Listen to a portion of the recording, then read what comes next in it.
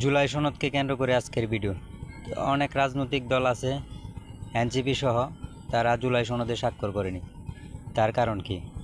তার কারণ হচ্ছে অন্তর্কালীন সরকার সহ 5 জন উপদেষ্টারা ব্যর্থ হলেন এই জুলাই সনদের কার্যকলাপ। তো আসলে ওনারা ব্যর্থ হলেন, তার কারণ কি? চলেন এটা একটু বিস্তারিত আমরা পিছনে আসি।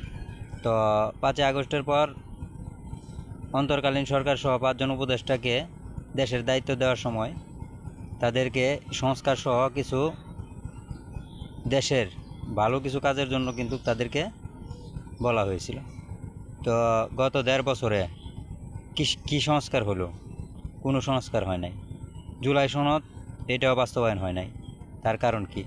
তার কারণ হচ্ছে প্রধান উপদেষ্টা ডক্টর মোহাম্মদ ইউনূস গত 6 মাস আগে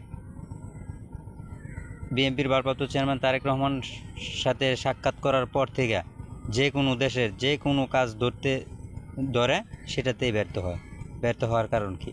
ব্যর্থ হওয়ার কারণ হচ্ছে কিছু উপদেষ্টারা আছে যারা এখনও ভয় পায়, ভয় ভয় কাজ করে তাদের মধ্যে। যেমন যে কোনো কাজে তারা হাত দেয়, তখনই যেই রাজনৈতিক দলগুলো আছে তাদেরকে নিয়ে মিটিং করা হয়। তো মিটিং করার সময় যেরকম এবার জুলাই সনদে এবার এই যত রাজনৈতিক দল আছে তাদেরকে নিয়ে জুলাই সনদ করলো।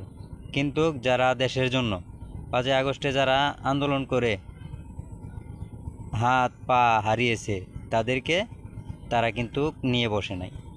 তারা একাই রাজনৈতিক দল যারা আছে তাদেরকে নিয়ে তারা এই জুলাই সনদে সাইন করার জন্য যারা রাজনৈতিক দল আছে তাদেরকে নিমন্ত্রণ করে।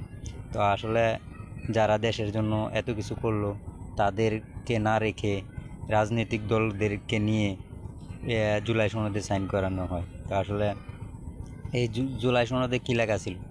জুলাই সনদে লেখা ছিল যে এই অন্তর্কালীন সরকার যতদিন আছে ততদিন এই কাজ যদি তারা করতে পারে তাইলে করবে, না হলে পরবর্তীতে যারা সরকার হবে তারা এই জুলাই সনদের কাজ করবে। তো আসলে প্রধান উপদেষ্টা ডক্টর মোহাম্মদ ইউনূস সহ 5 জন উপদেষ্টার দৃষ্টি আকর্ষণ করছি যে আপনারা যেই নাটক শুরু করছেন, তো আসলে এটা দেশের জনগণের জন্য ভালো না এবং আপনাদের জন্য ভালো না। তো আপনারা যতই একজেট আর সেটার বন ব্যবস্থা করেন, তার ফল কিন্তু ভালো হবে না। কারণ আপনাদের দেশের দায়িত্ব দেওয়া হয়েছে দেশের উন্নতি বা দেশের এই সংস্কার ও কিছু জুলাই সনদের কিছু কার্যকলাপের জন্য। তো আসলে এগুলাতে কিন্তু আপনারা ব্যর্থ হয়েছেন। তো আসলে আপনারা 5 আগস্টের পর আমরা দেখছি যে যেই কাজগুলো আপনারা করছেন এর মধ্যে আপনার বিএনপির কিছু মামলা টামলা এগুলা আপনারা খারিজ করছেন, অনেক ধরনের কাজ করছেন, অনেক ধরনের আপনারা সংস্কার করছেন। তো আপনাদের কাছ থেকে এত সংস্কারের আশা আমরা করি নাই। আমরা জুলাই সনদের যেই কার্যকলাপ এটা আবারও পুনরায় আপনি যতদিন ক্ষমতায় আছেন ততদিন এটা আমরা দেখতে চাই। আর না হলে এই জুলাই সনদও আপনার যেই সংস্কারের কথা আপনার মুখে শুনতাম, তাইলে কি মিথ্যা আশ্বাস দিয়ে আমাদেরকে আপনারা বিভ্রান্ত করতেছেন।